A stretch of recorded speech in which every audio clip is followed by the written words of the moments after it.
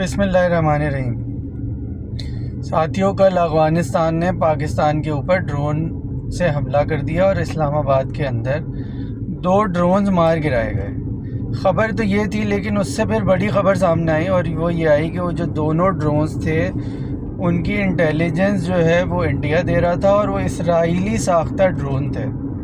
تو یار میں یہ کہنا چاہ رہا تھا کہ بھائی اپنے بھی بنا لیتے نا تو اتنا دکھ نہیں ہوتا۔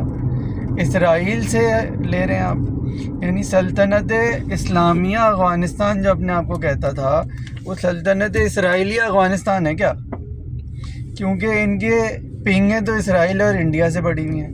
یعنی آپ یہ دیکھیں کہ اسلام پھیلانے کا عزم رکھتے ہیں اور اسلام پھیلانے کا پہلا اسٹیپ یہ انہوں نے طے کیا کہ فلسطین کو چھوڑ دو، انڈیا کو چھوڑ دو جو کشمیر میں ظلم کر رہا ہے، اسرائیل کو چھوڑ دو، امریکہ کو چھوڑ دو، اور اسلام سب سے پہلے اس ملک میں پھیلاؤ جو واحد مسلمانوں کی سب سے مضبوط فوجی طاقت ہے، اس کو تباہ کر دو۔ تو اصل میں تو آپ پتہ نہیں اسلام کا پھیلائیں گے، بیسکلی تو آپ بت پرستوں کے ساتھ مل کر، حضرت عزیر کو خدا سمجھنے والوں کے ساتھ نعوذ باللہ مل کر، حضرت عیسیٰ کو خدا سمجھنے والوں کے ساتھ مل کر ایک پرنور جد و جہد کر رہے ہیں۔ اس میں نور کہیں نظر نہیں آ رہا مجھے۔ تو بھائی آپ کی سلطنت اسرائیلیہ افغانستان ہو سکتی ہے، سلطنت ہندوتوا افغانستان ہو سکتی ہے، لیکن سلطنت اسلامیہ کی حرکتیں نہیں ہوتی۔ یہ آپ ذرا چیک کریں، اور جو ہمارے یہاں لوگ ان سے محبت کرتے ہیں ان سے بھی گزارش ہے کہ ذرا اس بات کو تو جواب دینا کہ کشمیر، فلسطین، ایران پر حملہ، یہ سب کچھ چھوڑ کے ان کو دنیا کا سب سے بڑا کافر ملک پاکستان کیوں نظر آیا بہت عرصے سے۔ اور تحریک طالبان کشمیر تو نہیں بنی، تحریک طالبان اسرائیل بھی نہیں بنی کہ ان کو مار دے۔ تحریک طالبان پاکستان بنا لیا اپنے پاکستان کو پھیٹنے کے لیے، وہ ہوا نہیں تو اب آپ جو ہے اس طرح کی حرکتیں کر رہے ہیں کہ اسرائیل سے دوستی کر لی۔ جگہ جگہ پہ علامہ اقبال یاد آتے ہیں اب مجھے، کیونکہ وہ ایک ایسی شخصیت تھے جنہوں نے یہ ساری چیزیں پہلے ہی پریڈکٹ کر لی تھی۔ میں اگر ان کا ذرا سا شعر چینج کروں تو ان کے اوپر بالکل فٹ بیٹھتا ہے، اور وہ یہ کہ یوں تو سید بھی ہو، ملا بھی ہو، افغان بھی ہو، تم سبھی کچھ ہو، بتاؤ تم مسلمان بھی ہو۔ تو مجھے لگتا تو نہیں ہے کہ بھائی یہ مسلمان ہے، بلکہ مجھے وہ علامہ اقبال کی ایک نظم ہے، اس کو اگر میں کچھ اس طرح پڑھ لوں کہ کہا میں نے ارادہ خودکشی کا کر لیا میں نے، کرائے پر بلا لوں گا کوئی افغان سرحد سے۔ یہ علامہ اقبال کو پہلے ہی پتا تھا کہ ان لوگوں کی کیا حرکت ہے۔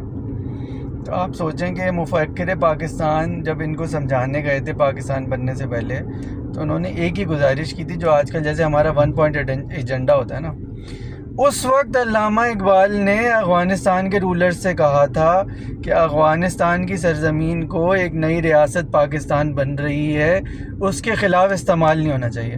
آپ سوچیں یہ مطالبہ آج تک ویلڈ ہے اور ان کی کمبختیاں آج تک ویلڈ ہیں۔